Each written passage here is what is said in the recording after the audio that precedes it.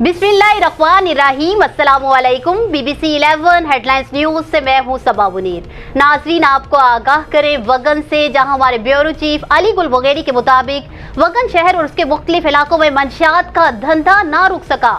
آپ کو بتائیں کہ وگن شہر میں کھلے عام پولیس کی غفلت اور لاپرواہی کے باعث عدلیہ اور حکومتی پابندی کے باوجود بھی منشیات فروخت ہونے لگی، جبکہ پولیس کی خاموشی ایک سوالیہ نشان بن گئی اور منشیات سرعام فروخت ہونے سے نوجوان نسل مختلف امراض میں مبتلا ہونے لگی۔ اس حوالے سے سول سوسائٹی نے اظہار تشویش کرتے ہوئے DIG لاڑکانہ اور SSP قمبر سے فوری نوٹس لینے کا مطالبہ کیا ہے۔ یاد رہے کہ آج ملک بھر میں 26 جون منشیات سے نجات کے طور پر منایا جا رہا ہے۔ افسوس کی بات یہ کہ وگن شہر میں منشیات پولیس کی سرپرستی میں سرعام فروخت ہوتی ہے۔ منشیات فروخت کرنے کا یہ سارا سلسلہ آخر کب تک اختتام پذیر ہوگا، یہ انتظامیہ کے لیے ایک سوالیہ نشان ہے، جبکہ علاقہ وکیلوں نے اس حوالے سے اعلیٰ حکام سے فی الفور کارروائی کرنے کا مطالبہ کر دیا ہے۔ نیوز اسٹوڈیو سے فی الوقت اتنا ہی۔